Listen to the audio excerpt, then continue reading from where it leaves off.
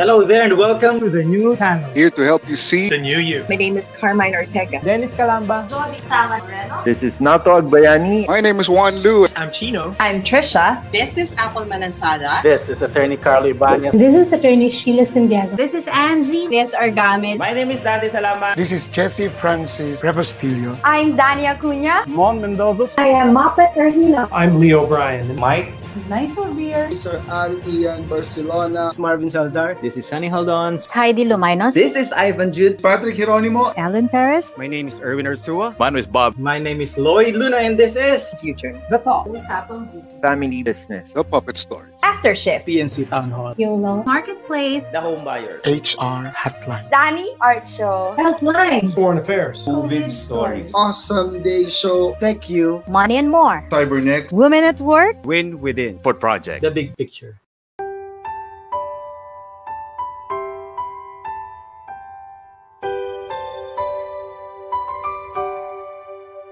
Sometimes life lets you down and you feel that you are done. You just want a morning run because the fun is all gone.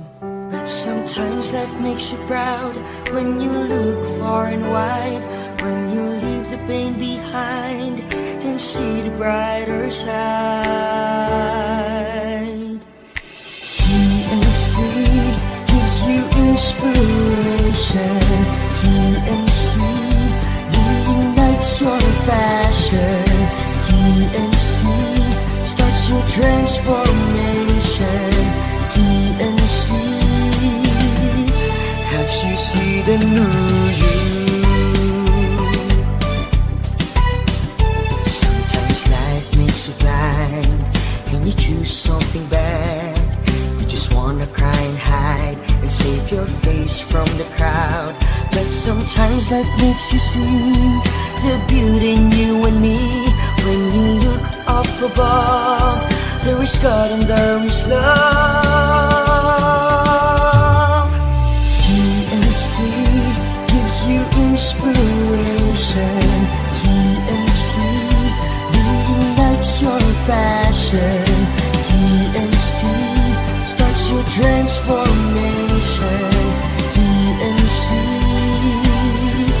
helps you see the new. We're here to help you see the newness of life. We're here to help you feel your hope is so real. You got the power to see. We'll help you see the new you. TNC gives you inspiration. TNC reignites your passion. TNC starts your transformation. TNC helps you see the new you.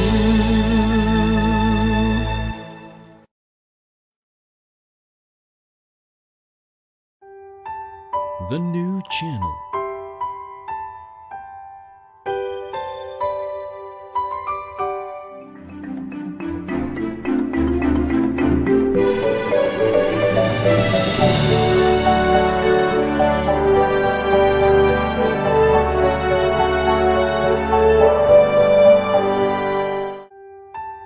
The New Channel.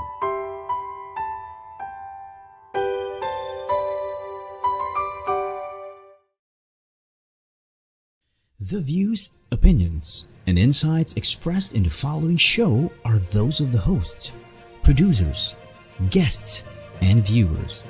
They do not necessarily reflect the position of the channel.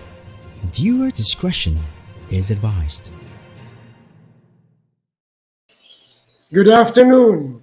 Welcome to the new channel, here to help you see the new you. It's a wonderful day. This is Jesse Francis Rebustillo, your host in this wonderful program, the HR Hotline.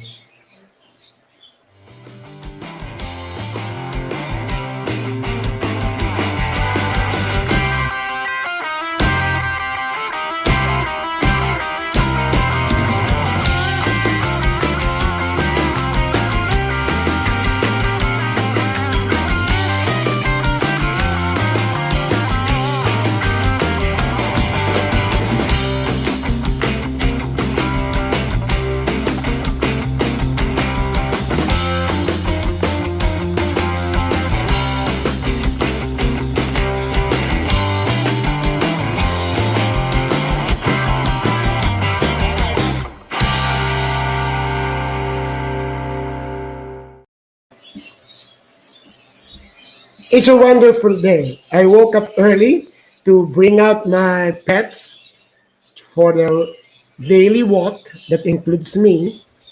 And then I presided the chapter's president meeting of PIMA. And I'm so glad. I thank Executive Director Rene Henner for giving me the opportunity to preside the chapter's meeting. I remember when I asked permission from Ma'am Sandy way back in 2016 that I ran for president of the People Management Association of the Philippines. She advised me that, Jesse, make sure that you, in a way, make PIMAP a nationwide organization, which I did. You know, in those 12 months, I went around the Philippines to organize chapters. The immediate past president was Obet Policarpio, and at that time there were around 22, 23 chapters. When I ended up my term, I had around 28 chapters of PIMA. And I just had a meeting with them. This time, some are new, some can still recall me. But you know, it's nice. It's because we're excited. PIMA will have its annual conference come July 28, and it will be the first time that the regional conferences of Luzon, Visayas, Mindanao will be integrated to the national conference. And as a past president and as a volunteer, I am trying to facilitate the integration of that event. I was actually very much engaged. Before I became president, I did organize a lot of summits with my cousin Bebe, Interlock, and a lot. And this time, I'm actually engaged that because of technology, because we are virtual, we are making it as precise as we can do to collaborate and have one event. Okay. So this is a wonderful day. The sun is up. Although we are scared, I'm still waiting for my queue for the vaccine. What I heard is that they ran out of the AstraZeneca supply here in Parañaque. So I am praying that I will, in the next batch that they will call on senior citizen, I will be already in the list. Yes. So a lot of us, we are advised to still be at home. But this is the opportune time that we do learning sessions. This is the opportune time that we are at home and we are online, that we continue our learning interventions. You listen to me. You know, you don't have to be bored, and you don't have to rant and complain that there are a lot of things to do because you cannot integrate work and life, or there are nothing to do because you're bored. No. Look at the positivity and the possibilities of the lockdown and the pandemic. One is we are reminded to follow, observe, and abide with the rules. One is we are reminded to be humble, to be simple, and to only look at the essentials in life. And one, we are reminded that we have to move on.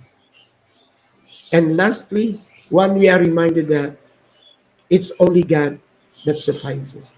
It's, you know, every time that I wake up, I thank the Lord that my lungs are clear. Every time that I take a bath and it is warm and hot, I thank the Lord for the lifestyle.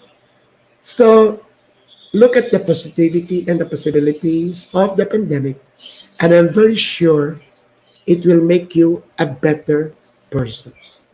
Now, today is a Thursday, and it's supposed to be the episodes here in HR Hotline are actually on consultations, and I invited friends of mine to be special guests. Can we have your? We are already many in the chat room.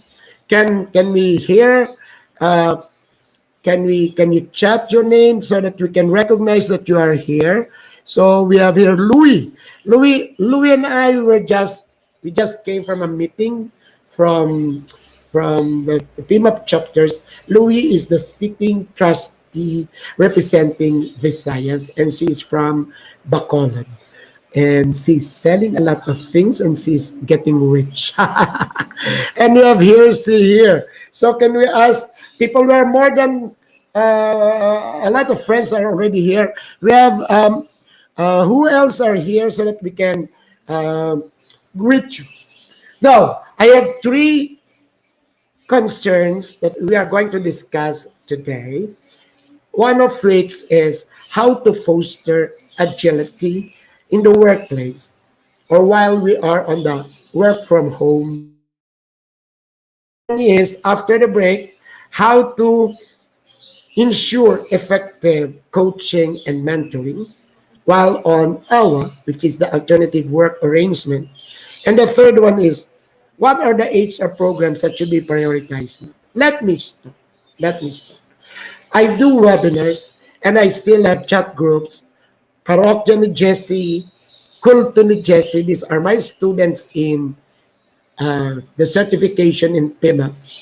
And we talk a lot and we heard a lot about VUCA, volatility, uncertainty, complexity, ambiguity, and even added driven.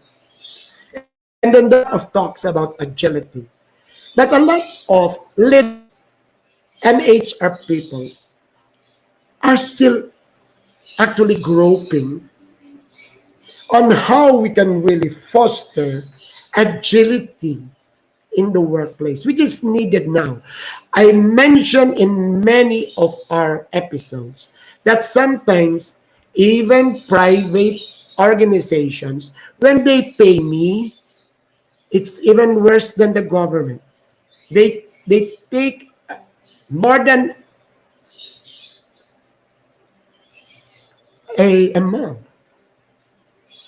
So where is agility there? And there are some, these are experiences of mine, wherein I tell them, can you actually come up now with schedules so that even tentative schedules, and they cannot. Then what I learned is not only in government services, agencies, performance or productivity is a little bit low. And it is really something to worry, because there are some that indicates that it is just 30% of what it's supposed to be. Yes, we are on a lockdown. Yes, we are on virtual. But that is really our concern. That will be our second one. So we have here already Louis, we have here Ryan Navarro from Davao. Wow. So we have somebody from Bacolod, we have somebody from Davao who are here. And Nathaniel Moncero from PSTD, who is also here.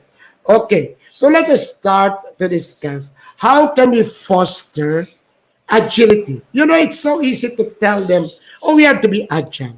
We have to be fast. It's part of VUCA for ambiguity. The antidote for ambiguity is agility. The antidote for volatility is vision. The antidote, the reply, the answer for uncertainty is understanding. The antidote for complexity is clarity. But the antidote for ambiguity, because everything you do not know what will happen, is agility. So the question is, how can we foster agility as HR people? I will start. Just this morning, Louie, diba, I texted you, where are you now? And Louie, as fast as she can, she joined the meeting. We can do it.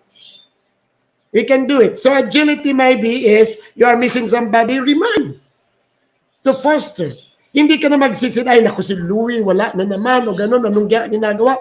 I know she's so busy at work. I can hear that people are calling her. But, ang tanong nga, how can we foster agility? You know, as a friend, I texted her, Louie, where are you now? And Louie, as a friend, for a while, I'm here. That is fostering agility. How can I foster agility? You can listen to my kasambahay who is cooking now, Chere. I told him right after, because I'm already a little bit hungry, right after this episode, let's eat. And now you can hear him cook. So how will we foster agility? Ryan, you help us here. Yes. Okay. Okay. So there is just two words coming from Ryan. Reach out. Yes. I think that is the first thing that we have to do. To foster agility is reach out. Reach out. Kasi hindi ka na dapat magsisi eh. Kasi everybody naman is affected. Not kahit na ako eh.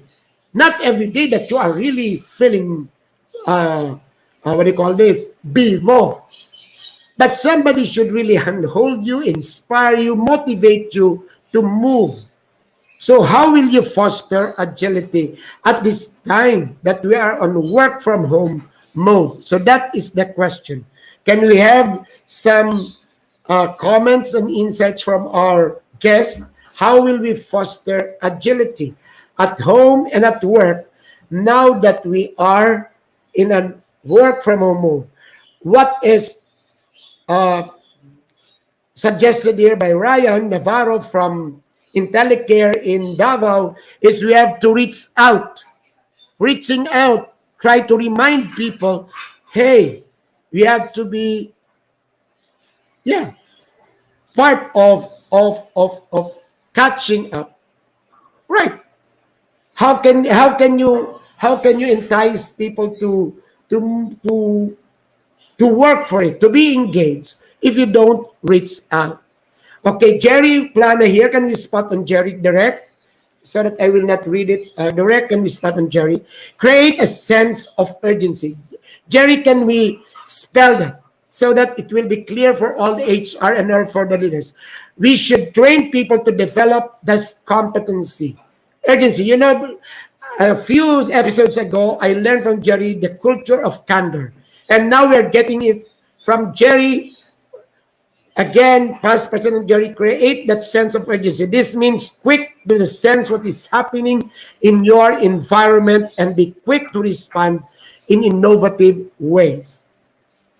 So create that urgency quickly by being aware of what is happening and that you respond it in an innovative way. So this is one way of fostering agility, a quick response. So reach out as a reminder and then try now to create that culture, that sense of urgency. You know, we are already at home and we must already perfect life integration. But what comes next is time management. And I think what comes with time management is what Jerry is espousing, which is creating that sense of urgency. Yeah, come up with not a to-do list, but organize your life, synchronize your life with time, and then make sure that it is urgent. Just like, say, sleeping, urgent na ngayon yung sleeping. Because you must have at least 7 hours of sleep. Or taking your vitamins, or answering calls, or being on time in meetings. So create that urgency. Gone are the days wherein it is okay if you arrive in a meeting an hour late and you catch up. this is virtual meetings, you are on Zoom, then it's not only even saying you have to respect some other time, but it is urgent, which is why they ask you if you're going to attend or not, so that they will know what will be your role. Thank you, Jerry, for mentioning that. More. Can we have some more insights from our guests? How can we foster agility in the workplace now that we are working from home? One is reach out, the other one is the sense of urgency. How can we foster them? Most especially to the leaders. They are the ones complaining that productivity is low. So how can we foster that we have to move on? It's easy to say that we have to move on. It's still the same. That's why we have been using normal. That despite the pandemic, despite the interruption, the disruption, it is still normal. Don't tell me that even though there is no ayuda, you don't have to prepare food. And that is urgent. Don't tell me that we are on a lockdown, you have to skip learning. This is the time, the best time to have webinars because people are at home and they're confined. So, how can we foster what do you call this? Agility. Aside from that sense of urgency, that sense of the responsibility of reaching out. To me, is making people be accountable, the accountability that his contribution matters. Just like the other day, Tag Ligas, it's actually, I don't know, the trees here in Marcelo, it's actually following the southern hemisphere season cycle. The trees are actually in the fall mode, so leaves are falling. So it's my concern, it's my problem, how we are going to keep all those leaves. You know, I asked somebody to help me hukay, so that we can put all the leaves there and make it as a compost hukay. But you know, I have here at the time Berlo and then Joan. In the afternoon, I asked them to go out and help. I told them that it is part of your responsibility, although you don't care if the leaves are falling, but it is part of your responsibility to make sure that the leaves are actually kept in place. So, sense of urgency, that one of reaching out, and then making people feel responsible. Kasi dapat yung kasama doon sa agility. Now, let me hear from our season. Join us here. What are your thoughts? What are your insights? How can we make sure that people are agile? Kasi ang dali-dali, ang dami na nagsalita niyan, ha? Ang dami na nagsalita niyan. Sa PMAP, sa ECOP, sa PSTD, ang dami nagsalita sa agility. Pero I don't know kung nag-sink in sa tao. Kasi yan pa rin ang problema. Can we go back to Jerry? Yes. Also, we should deploy more teams to solve complex problems. Right, Jerry? Right. We cannot rely on managers alone. During crisis, we should capitalize on the collective intelligence of people. No one has all the answers to our questions. Managers cannot claim that. They should involve their people. No one is as smart as all of us. Diba? That is why team. This is now the time that we have to team build and team align. Right, Jerry? So aside from the one that you said mentioned earlier, which is a sense of urgency, this one is to deploy more teams, to ask everybody's contribution, so that there will be a sense of belongingness, a sense of alignment, and then you become agile. Diba? So this is actually a problem if pre-pandemic, you were not able to actually build your team as if you are one body. Now that it is needed that you have to be agile. Okay. Then we have here Mark Joseph. Mark Joseph as our guest last episode, and we have a lot of viewers already. Promote the value of MVP, or the minimum viable product, so we can train leaders to act immediately and open to potential changes in the future. Can you expound further, Mark? What is the minimum viable product? Promote the value of the minimum viable product so we can train leaders to act immediately. Siguro ito yung the minimum thing, yung minimax, di ba? Yung Pareto principle. What are the yung minimax, the least that you can do that it has a big impact. I don't know if I'm getting you right, Mark. Then be open to potential changes in the future. So para bang ano muna yung una mong maitulong so that there is a sense of agility. Diba? Yung pag-prioritize ng gagawin. Kasi that is true, Mark. That is actually the problem now because people are having problems of integrating their life while they are at home. So they cannot really synchronize their life. So, hindi nila ma-prioritize. Yung sinasabi mong MVP nga, the minimum viable product. Ano yung unang dapat magawa niya na mayroong contribution kaagad, na may mamayayari kaagad. And these are actually the problems of leaders now. Yung parang they're expecting somebody from the team as what Jerry told us earlier. Pero wala, kasi wala na nagsasabi mag-prioritize. Then, hello, Ma'am Lita. Then from Jennifer, yes, si Jennifer is just coming in. And then I see June Sally. She was also in the meeting earlier at the chapters meeting. June Sally, can you spot on June Sally? An organization needs a strong leader to let organizational face diversity. Right. So this is the time talaga na very challenging sa leader. Pero sabi nga ni Jeric, it's a team. So not only the CEO, the COO, but all the executives and the management team, hanggang supervisor, you really have to make sure, tama si John, that mapakita niyo yung strong leadership na actually it's somebody, people can, di ba, emulate.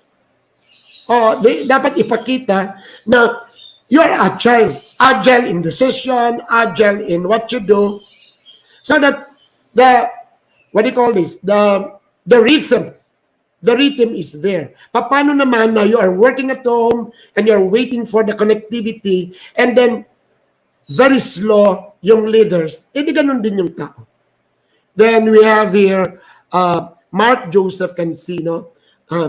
As long as the project meets the requirements, we can already launch. Speed is the game now. Kaya nga agility. Spot on, Mark. Speed is the game now. Launch now, improve later. That is actually very millennial. Kaya sometimes, yan ang problema. Kaya I don't know if Femery is here. Kasi Femery and I are part of that. I am actually in the baby boomer and Femery is actually in the X generation. We still follow processes and I want to hear the comment of Jerry here. Na tama ito si Mark. Being agile is, speed is the game. And sometimes, dyan nagkakaroon ng generational mindset. Kasi sometimes, I still have time to sit down and think and process and discern. Tama si Mark. For you to be agile, you have to, if the requirements are there, the basic requirements, do it now, or else you will be left behind. You will be left behind. So, para bang there should be quick thinking. There should be, what do you call this, a sense of urgency. As long as the basic things are there, then you do it already. Nice. But I like what you shared, Mark, on the viable product. Yeah. Yung para bang, yung nakita mo na pwede na, go for it. Promote the values of MVP or minimum viable product. Diba? So I think even here in a TNC, even here in Puzzlebox, we can do that. Kasi nga, ang labas, yung parang, it is not anymore yung face-to-face. Diba? We are so used to that. Our mindset is still face-to-face na talagang yung, I can imagine, even yung mga, what do you call this, memo, we have the luxury of time to edit, re-edit, improve it, may mga round ka pa. Ngayon, that we are on a virtual work from home, a memo done by a staff, wherein it is already understandable, let it go, let it be. Diba? Of course naman, pero alam mo, hindi ka magsabing wrong grammar kasi may grammar check naman. So, para bang, we have to change our mindset on the luxury of time. Yung para bang ganito na, ang pag-issue ng check is on a Wednesday or is on a Friday. Bawal mag-issue ng check on a Monday kasi wrong feng shui. Ano ba yan? Din na yung check eh. Ayaw lang. Okay, may sinasabi rito si Jerry. Be willing, kami spot on Mr. Plana, be willing to take risks, experiment, and learn from mistakes. Right. Drop bureaucracy and long approval processes in a hierarchy. Yan yung sinasabi ko, Jerry.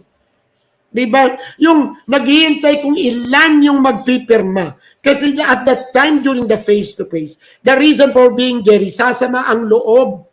Sasama ang loob ng isang division chief kung hindi siya nakasign. Inamatay na yung tao eh. At umalis na. Be willing to take risks, experiment, and learn from mistakes. What we're discussing here, ladies and gentlemen, how to foster agility. Kasi a lot of learning sessions have mentioned agility, but we cannot really hit it how we are going to do it. That includes me and you. And you are getting it right from Mark, from June, and from Jerry. Thank you, Jerry, for being here. Then we have Ryan. Let's do it quickly and responsibly. Streamline the process and do not procrastinate. That is the key word. Yung luxury of time. Ladies and gentlemen, we are already at home. Your problem of integrating your life is actually, it's a time management. But it should not in any way affect your role, your obligation, your responsibility, your KRA, your KPIs. So let's do it quickly. Have that sense of urgency. Have that what you call the viable, minimum viable product. And then sinasabi nga ni Jerry sa atin, have teams to do it. Have teams to do it. Then we have here Jennifer. Thank you, Jennifer. We were last night. We were in a wonderful learning session with Lloyd Luna. I have much to improve in this aspect. I have the tendency to dilly-dally unless I'm sure everything is perfect. But I've realized that no product or project is perfect, right, Jennifer? If you wait for everything to be perfect, the launch will be postponed indefinitely a lot. That's true. You know, that is the positivity and possibility of this pandemic. We made with the realization that those that are actually yung mga OC trying to make everything perfect, you cannot do it right now. What is there, take it. What is there, take it. Kaya ba noon yung parabang dito sa amin, yung we have lunches wherein when my son is actually cooking, yung parabang they need a condensada, they need the mayonnaise na tama, they need a blend na tama. You cannot do it now. We're not going to the groceries. Hindi pwede. Hindi. Or just like with may katulong, na before that we were able to go to Cartimar to buy all the anti-tick kasi summer na. Ay, hindi pwede. And you know, naging siyang innovative. Sabi niya, sir, alam mo, okay naman gamitin natin yung bar soap. namamatay naman yung, garapata. Say, do it. So, be willing to take risk. Okay, Jennifer, sabi niya, OC, guilty talaga daw siya dyan. Guilty as charged. Ako rin, alam mo, Jennifer, a lot of people in PMAP know me also that. Now, sometimes I am OC. I want to make sure that everything is in the right. You know, in the family, ganun ako. Yung mga kasal sa bahay. Kasi I've been trained to do, na-train ako ni Jerry to do what you call mga strategic planning, mga lahat, mga checklist. So, in anything I do, may checklist siya, may planning, hindi na yan pwede magagawa yun ngayon na we are in the pandemic. Yes, nakakasundo kami ng anak nyo. Yung talaga kung anong iluluto, kung ano ang ingredient na dapat, ay sabi ko, sige na. Last time, Jennifer, we had coleslaw. Ang coleslaw naman talaga ay better than that one in KFC. The one that I was able to buy was the mayonnaise from the wet market. Yung Filipino taste, yung matamis, galit na galit talaga. Sabi nga, this is not the coleslaw that we use. Hindi na pwede. We have to be agile. Sabi ko, kainin na natin yan kasi kung hindi, masisira.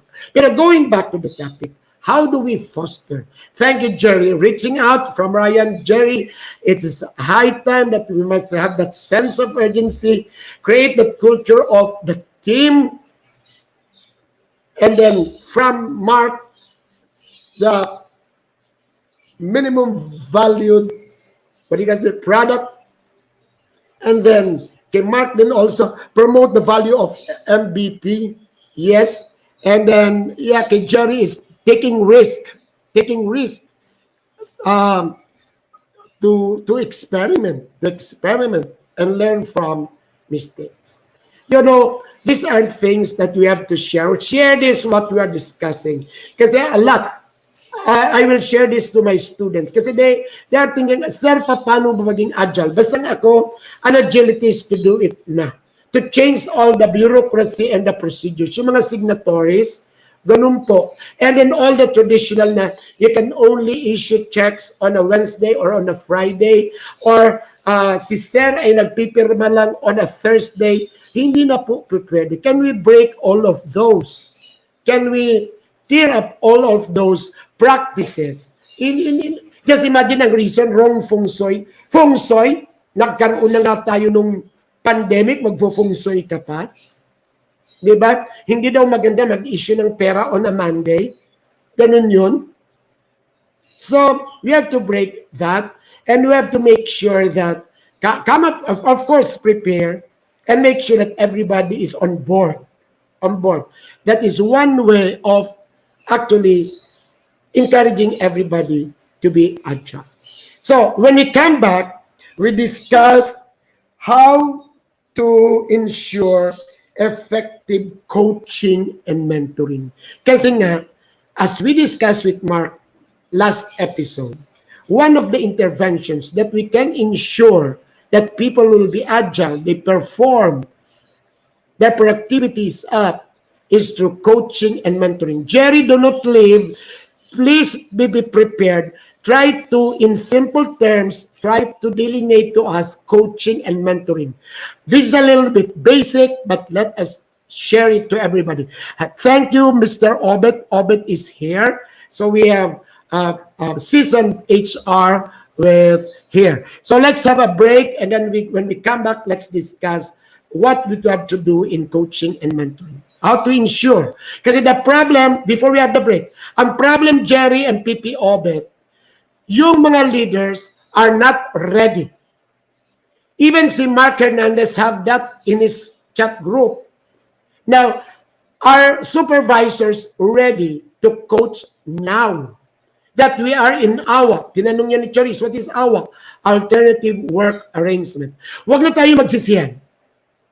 Lapses natin ito that before the pandemic, nakasama yung coaching at mentoring, but we didn't really prepare people to do it. Now that we are on it, let's ask of our seasoned guests how we can fast track and ensure that there is coaching and mentoring. So let's have the break first. Direct. Nice.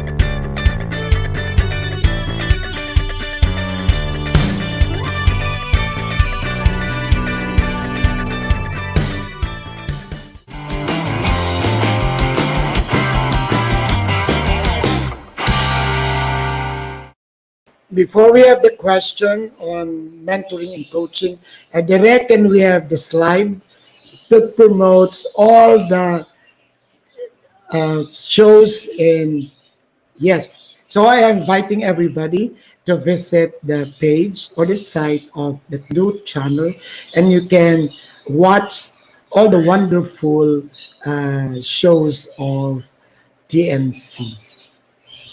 As long if it is TTHS, you have to be with me lunchtime. Also, direct, can we show to them the slides from PMAP? The 3 slides that I am doing. Next, can we just show to them some of the slides? I'm doing webinars now. Actually, if you can still, this is the PMAP Research Conference. I am trying to promote the help the research committee of PMAP because they're going to have a conference on May 7th and October 1. That are the rest of the slides, please. The one of ECOP and then one of PMAP. Also next week, I am invited by PDI. There will be an online job fair. It's on the 13th. Okay. Then there's only this is ongoing on PMAT. The teach. This is ongoing. It's a nice project of PMAT wherein we teach those teaching HR. So we have invited professors and teachers in colleges teaching human resources, and we share to them real experiences.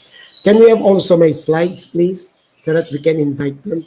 Yes, I'm going to do essentials. This is already, natapos na po ito. That was actually last week, and it is nice. There were a number of PMAP members who attended this. Can we have the next slide, please? Okay, so we'll have that later. So let's continue with our discussion. Our next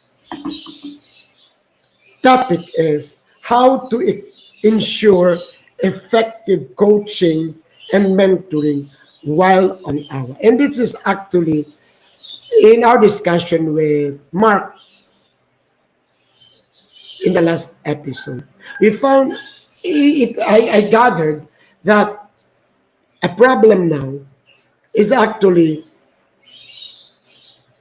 supervisors wherein we expect to do coaching are lacking on the, what do you call this, on coaching competencies. So how do we ensure? So that is the question. Can we ask your thoughts muna? Now, I was asking Jerry, you know, my understanding is that when you coach, it's actually real time. Diba? You try to, yes, nandito na si Obet. Okay, can we spot on Obet? Direct, can we spot on what was up? We know well that coaching and mentoring have their distinct characteristic and set of skills. Everyone can become a mentor, but not all can easily become a coach. One of the ways to fast track the development of coaches and mentors is to determine who have the innate talent and skills as a mentor, a coach, and a mentor, coach at the same time. Right. So, fast track, be agile yung lahat na HR and yung lahat na leader kasi dapat may mentoring and coaching program. And spot on dito si PP Obed is that we have to determine, identify among the leaders who have that capacity, that innate talent to really coach. But you know, PP Obet, coaching is actually required from leaders. Ganyan, you need to coach the people under you. So dapat mayroon kayong trainers training. Or siguro dapat turuan how to coach. And that is the problem. If the supervisors, I'm thinking of yung transition from a rank and file into a management role, and now you are being asked to coach, and you're coaching somebody who's older than you are. So Jerry, can we spot on Jerry? Kasi I requested. Teaching, coaching, and mentoring needs to be distinguished. Right. Teaching is the one-time event, which is directive, similar to mentoring, but in a longer-term relationship. Coaching is non-directive. The aim is to help coaches think better. Ay, ang lalim nito. This has to be shared. You know, Mark, if you're still there, yung episode natin, I was just looking at it na mag-300 na. That means there are almost 300 HR viewing it. Itong sinabi ni Jerry, this has to be shared. I will repeat. Teaching, coaching, and mentoring needs to be distinguished. Teaching is a one-time event, which is directive, similar to mentoring, but on a longer-term relationship. Coaching is non-directive. The aim is to help coaches think better. Right.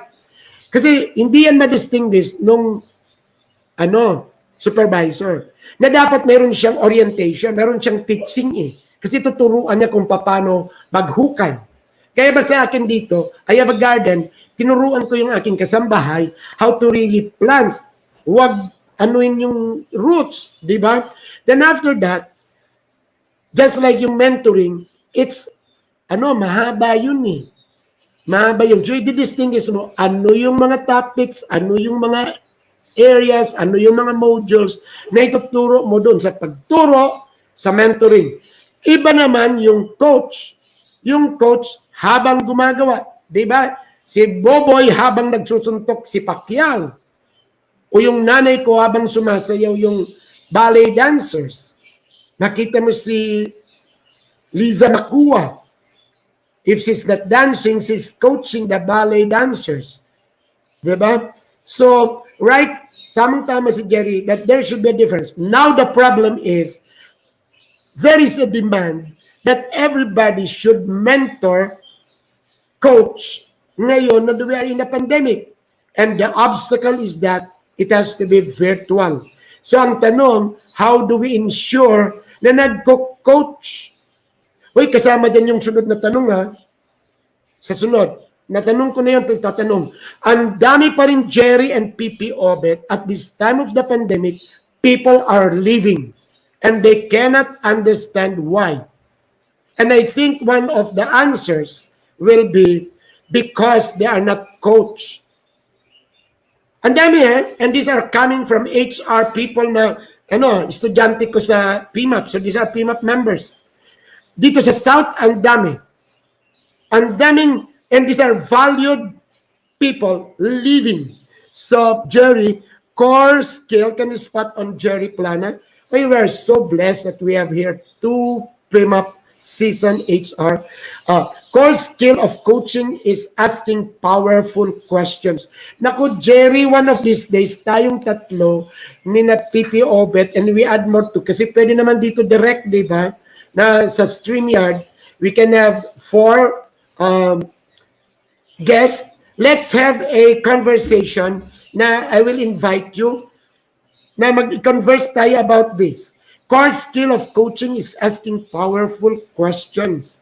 So dapat maturuan yan ngayon. Maturuan yan ngayon. One is ayaw nga magpakita. You know, I mentioned this in the meeting. Nadyan si Louie, nadyan si June.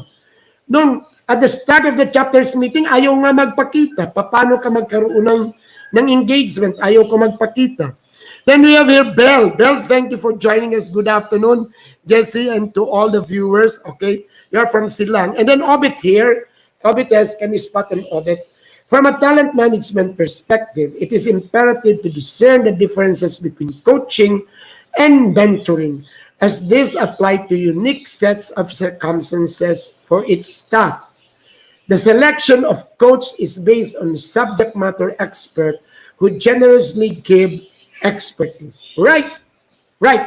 Kasi ang point dyan ni PP Obet at ni PP Jerry is that ang dali-dali mag-come up ng program. Oh, mayroon na kami, nag-lunch ka at nag-catch up ka. Mag-coach naman kayo, mag-mentor naman kayo. Paano? Ito na ang pinag-uusapan namin. Imperative to discern the difference between coaching. So you have to tell your supervisors, does the situation needs that the employee needs to be coached, or does the situation requires that the employee needs to be mentored? Am I right, Sir Obet? Tama ba ito? Yan. So yan muna. Kasi yan ang narinig natin ngayon eh. Ang problema na very poor ang performance, low ang productivity, so dapat mag-coach. Ang dali-dali magsabi na mag-coach. Pero paano? Kaya sinabi nga ni Jerry, pareho kami has been with PSTD, train. Nakikita ko rito, although wala, yung mayroon ditong coach dito sa harap namin sa basketball, bago siya magpa-game, tinetrain niya muna.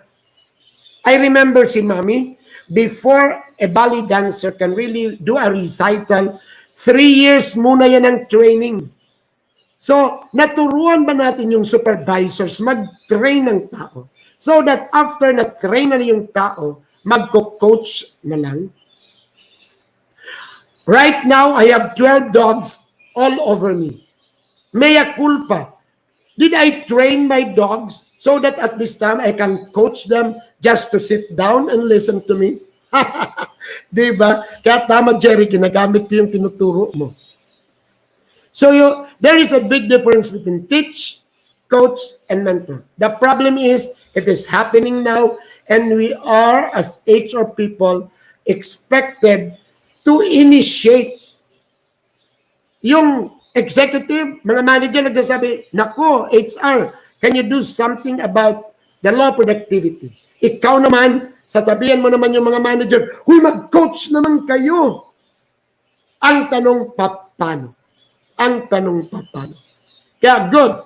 One is, we have to really select kung sino dapat. Huwag na magsisiyan. It should have been done before the pre-pandemic, but we are here and we really have to live with it. Yung sinabi ni PP Obet, try to look kung sino na talaga ang may talent on it. Pero I still have this mindset na required sa ating mga supervisor that they have to coach. Yung mentoring, yes. Mentoring dapat selected doon. It's the mentee you have to look for the mentor. Pero yung pag-coach, needed yan. Needed yan ngayon. Kasi people should be really be yung leadership na inspired, motivated, handhold them to really work for it. Can we spot on Jennifer before we go to the last question? If managers touch base with their subordinates at least twice a week, it would help in uncovering motivation and values. Ask questions like, how do you like to be acknowledged for a job well done? What are your core values and priorities that you refuse to compromise? What gives you a sense of accomplishment at the end of a workday? A highly engaged workforce is productive. Siguro, Jennifer, while reading your post, siguro I suggest that HR must come up with a quick guide on questions. Diba? Mayroon naman guide, pero naman tuturuan naman na hindi ka naman parang nag-interview na parang tumawag kay Jennifer. Jennifer, tapos you read the question. So what can you say about this? Wag naman ganon. So tuturuan mo talaga yung how to conduct, how to ask proper questions and do the coaching. We have here from Obet. Can we spot on PP Obet? Direct. Mentoring, on the other hand, require higher level of commitment, patience, understanding, and planning, leading to nurturing the identified high potential. Coaching is to ensure that the right mentor-mentee fits in place, attuned to organizational culture, vision, mission, and values, anchored or instituted, well-defined norms. Right. So, since we are catching up, PP Obet, magtatanong ka, kasi yan ang last question, which should come first? Ano ang priority? Di ba? Answer natin yan mamaya.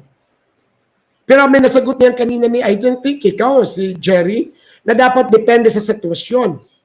If the person needs mentoring, dapat mentoring ang ibibigay.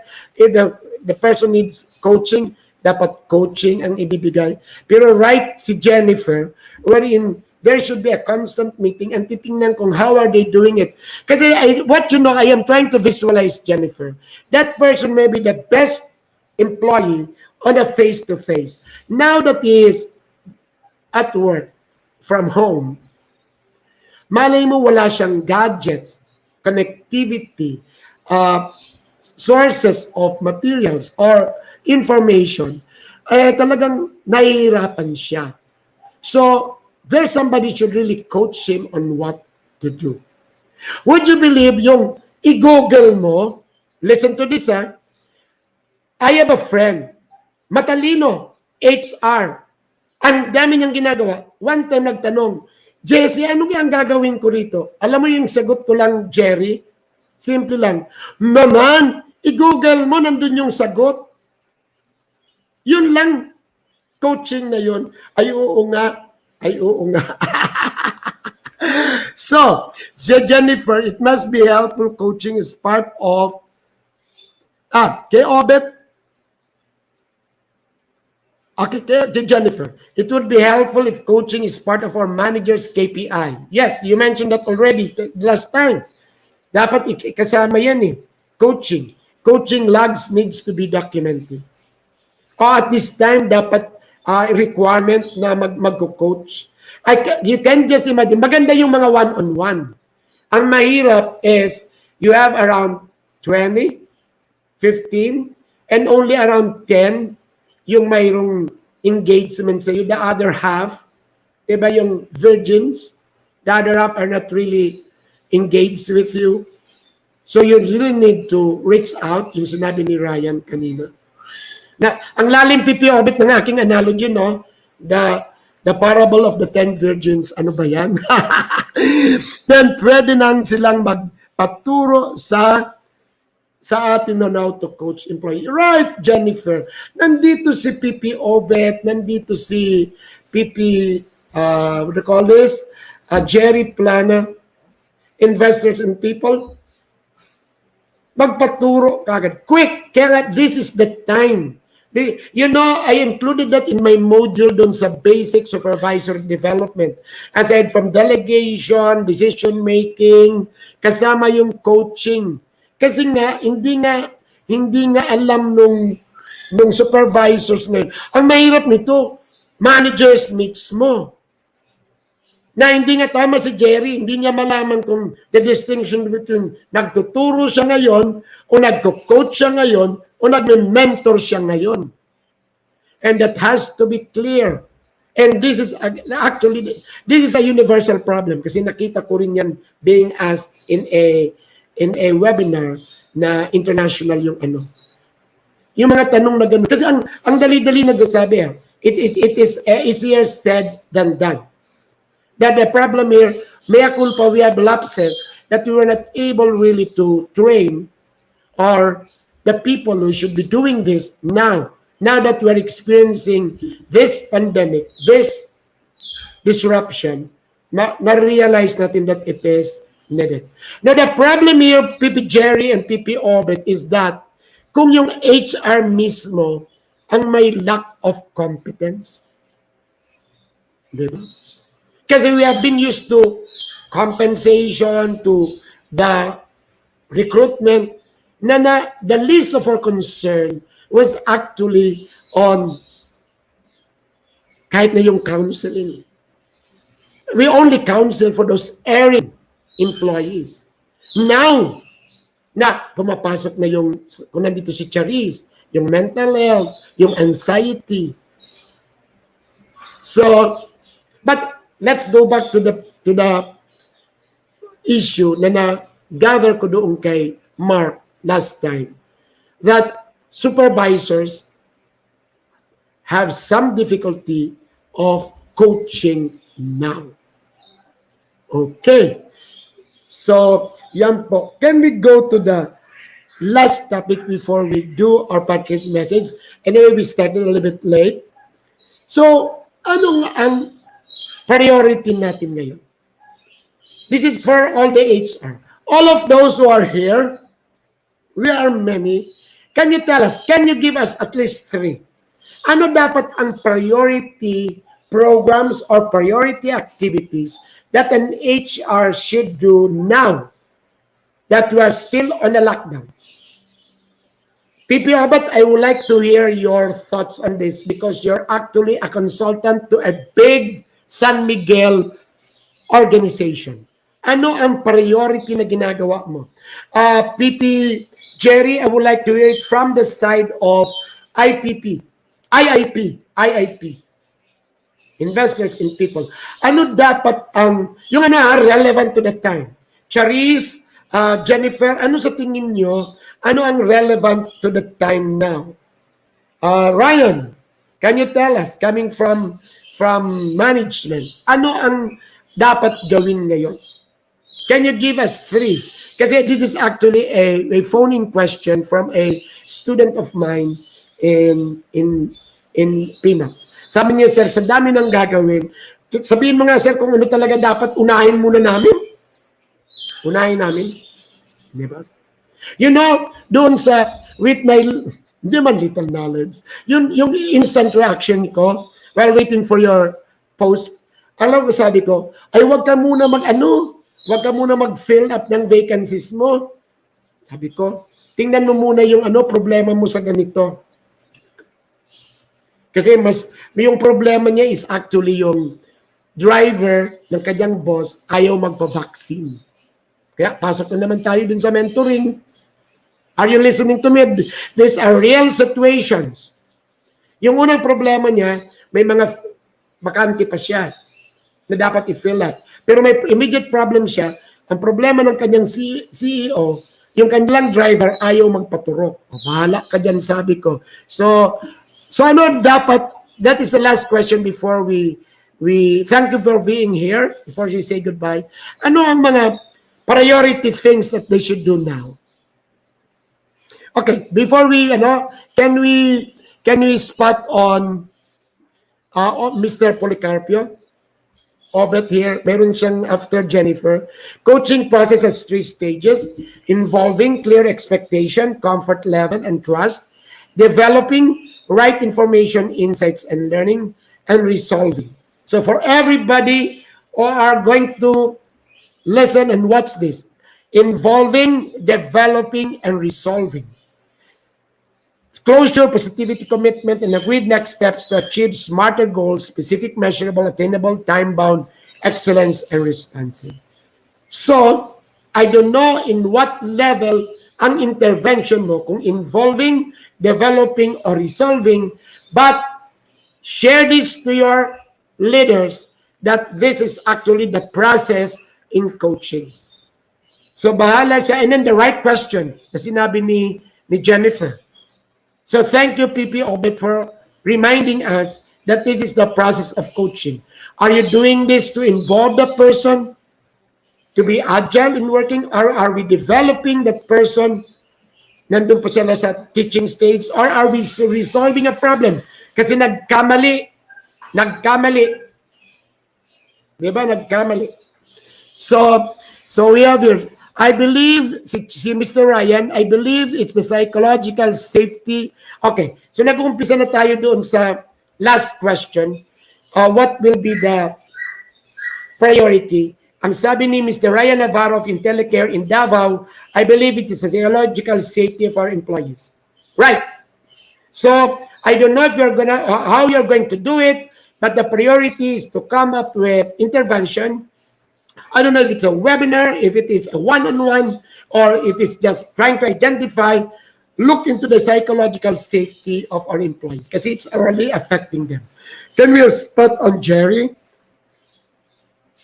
If I get the leadership right, we can solve many organizational problems. The problem in many organizations don't have a continuing leadership development program. Okay, so right, alam mo, this is clearly catching up with the time. Now, Jerry, correct. At this time, that is an essential thing. Focus on the leaders. Quick.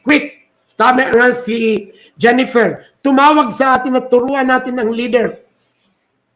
Diyan muna dapat ang gawin. Diyan muna. Leadership right. If we can get the leadership right, we can solve many organizational problems. And I think you are hitting it right. And wala kang sabihin na, ganito ang gagawin, focus. Kasi ito yung team na sinasabi ni Jerry. Then we can have Ophel here. Can we have Ophel? Leadership development as leadership, when trained properly to lead others, will drive engagement. Ongoing coaching as everyone needs to know they're being taken care of. Yes. So the top focus, I'll repeat, coming from Ophel, the leadership development. Nagsabay kayo ni Jerry. So this is actually the priority now of HR, and it has to be agile and quickly done. Right now, yun ang gawin. Aside from all the regular thing that you do, focus on the leaders kasi that is actually the tipping point, the start. Then we have from Jennifer, 3 trends due to this pandemic. Can you spot on 81% of employees are disengaged. Kaya nga, so we have to do something about engagement.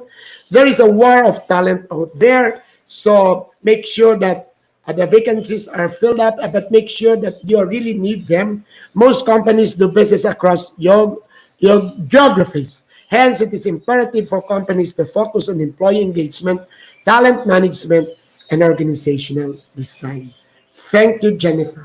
So this will help people on how you're going to prioritize while we are in these challenging times. We have Ophel here on leadership development. Thank you, Ophel, for being with us. Ophel here. Can you spot on Ophel? On leadership development with greater focus on how to lead in the digital world. So siguro right now, today is a Thursday, the HR will be able to view it. Make sure that next week you already have an intervention for your leaders, and it will be leadership development. Can you spot on PP Obet? I will read it that he posted. This is one of my fab Latin phrase. Nemo dat quod. Diyos ko, makamali yung aking pronunciation. Nemo dat quod non habet. We could not give what we don't have. It is imperative to reset your goals and objectives attuned to the current situations peculiar to its business, so there will be no focus. Retrain first the seasoned, not seniors, managers, and supervisors, including HR practitioners, so everyone has a renewed commitment, motivation, and passion in continuously taking good care of everyone, deploying right interventions. Nako, ladies and gentlemen, tatlo na yan ha. PP, Jerry, Ophel, apat pala, Jennifer, and PP Obed, telling us that the priority at this time is to retrain leaders. No focus and retain them for renewed commitment. Kasi nga talaga, baka magkaroon ng exhausted na yung HR at yung leader. Right. And then there is another from Obed, can we spot on? Real leaders is a source of inspiration, strength, motivation, resilience, agility, creativity, innovation, and malasakit, anchored on authentic heart for people. So there goes, ladies and gentlemen. For my students who were asking me, what are the things to do? The answer is a parable in the Bible. Read that parable on Mary and Martha. You know, sometimes we're so engaged on what Martha is doing. What vaccines to get. What questions to ask. What food to order. We forgot even beyond what is essential as given to us by Jerry, PP Obed, Jennifer, and Ophel. Focus on the leader. Make sure that the leader at this time is actually trained to be resilient, to be able to be a team to contribute to the business continuity. Now is the time to do it, and it has to be now. Jennifer here, as I say, can I read it before? I would like to read what Jennifer, can we spot on Jennifer? Yes. The wonderful insights being shared in this forum. Thank you. Oh, yes. Yes, Jennifer. So, yan ang nakikita ko eh. So, what to do, I think, is the priority. If it is in-house, good. But there should be a consultant to be taken, and we are here. We are not promoting ourselves that get anybody. Focus on the leader as quickly as you can. And it will not be expensive. It will be an investment. An investment na, how are you going to answer all the queries? Train the leaders. Inspire them. Ang mahirap niyan kasi, mag-iisip pa yung design. Now is the time that the HR person or the CEO, ang mahirap, alam mo, pardon. Ang mahirap nito yung budget parate, yung finance. Gustong-gusto ng leader. I know this. I have a student in ECOP na gustong-gusto. Tapos gusto niya rin ng HR. Pagdating doon sa finance, sabi, we have to budget. Nawala. Not thinking na ang dami ng problema. Ito yung may problema po na people are leaving. They don't have a nice compensation structure. Pero ang sabi ng finance, hold it. Paano ngayon? Umalis ng tao and everybody. Kaya tama tayo rito na dapat train muna the leaders. Train muna the leaders. Yes. 5-step process of training. Yes. Yun ang mahirap ngayon kasi mea culpa. A lot of us, we are a little bit sleeping. And we were so Martha in that parable. Na Ay, hindi pala parable kasi it's not a parable. It is in the Bible. Now, he is so engaged on the cooking, on the cleaning, pero hindi nakita na yung leader dapat yung turuan. At this time. So I think my suggestion is influence your CEOs and your executives that the best thing to do is to have a session with the leaders. Hindi naman siguro webinar kung mga mas matalino pa sa'yo. Just a session, a town hall or a meeting, pero dapat may magsabi. Kasi ang pinakamahirap ngayon, the pandemic, ang tawag sa Bicol na ilawan. Nakita ngayon yung mga little learning is really dangerous. Ang daming executive as if they know everything. Now, they lack a lot. And one of which is actually coaching, mentoring, and then that requirement, that leader should really be resilient, is able to train. So HR and the leaders who are listening, this is a challenge, a high call that we really have to retrain. I'm getting it from PP Obet. Okay, can we start with Charis? The 5-step process of training. Step 1, model, mentor, monitor, motivate, and multiply. Thank you, Charis. Ito lang siguro, pwede na ito cut and paste ng lahat na HR at maging topic sa isang learning session nila. One is they have to be good models, open their screens, come to the meeting on time, make sure that they have time to the people, then mentor, have time to ask the right questions, monitor. Hindi naman yung para ka namang every now and then nag-check, tracking ka, then motivate and multiply. You know, how can I motivate my dogs? Stop listening. Ang ingay nila, no? Now, motivate. You know, that is a simple term.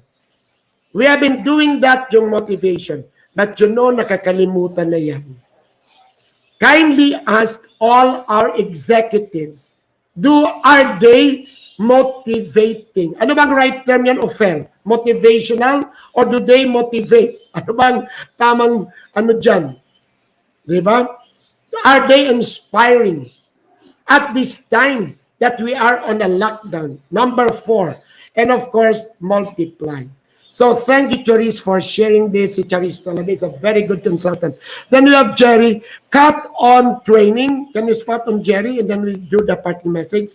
Cut on training budget. Jerry here. Cutting training budget is false economy. Cutting training budget is false economy. Now you're hearing it from Mr. Investors in People, son, trainer and president of PIMA, Jerry Plana. A quotable quote: cutting on training budget is false economy. O lahat ng estudyante ko, sinagot na kayo ni Jerry. Sinagot na kayo ni Jerry. Kailangan po yan. At kanina ang focus natin doon sa leader. Doon sa leader. You know, I can remember Jerry, which is why I still appreciate Ma'am Sandy of Inquirer. At that time, grabe yung training niya sa mga leaders. Actually, yung problem namin are with the editorial group. Ang Diyos ko, ang tatalino niyan. You know, walang humpay ang pag-train ng soft skills sa editorial leaders. Kasi technically speaking, they can write well. Their grammar is perfect. Pero tinignan natin yung how they lead, how they react, yung interaction management ng DDI, ginawa namin.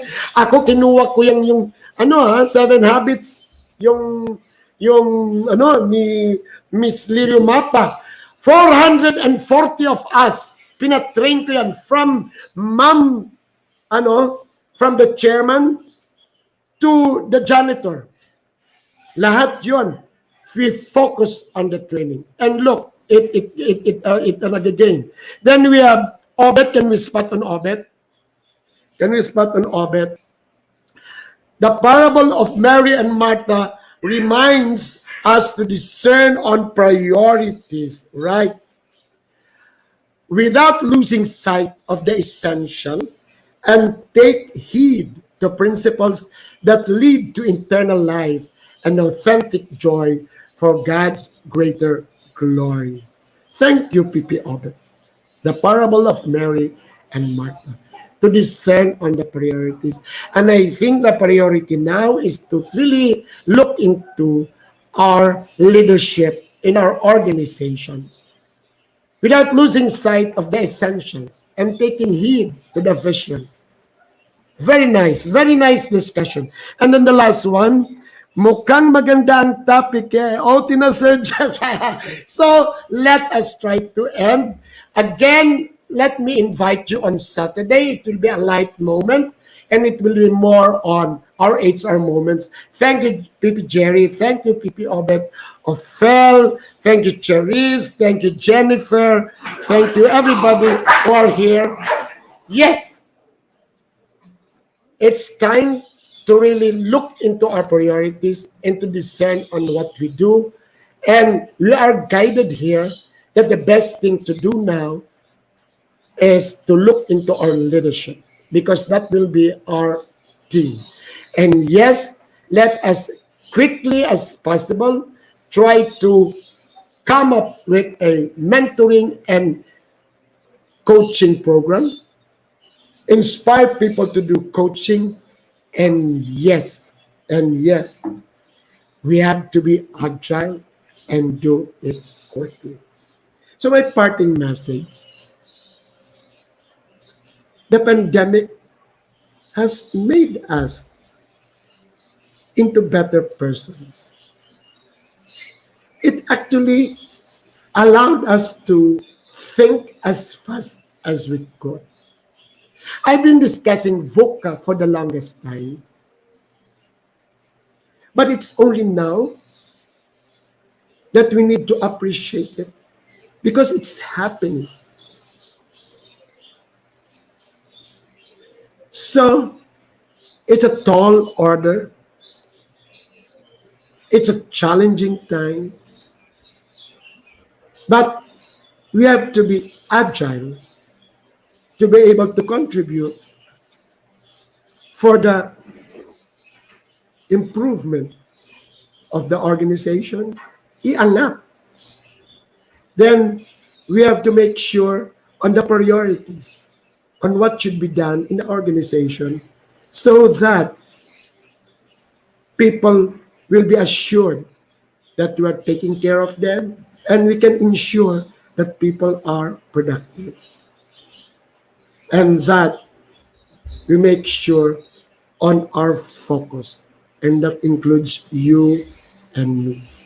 One is we really actually need help. We have to help each other.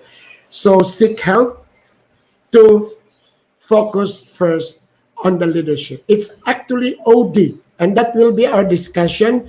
I will invite Jerry, Ophel, and P.P. Obet. Let's discuss on that. It's actually OD. Because what we're discussing, we focus on the leadership.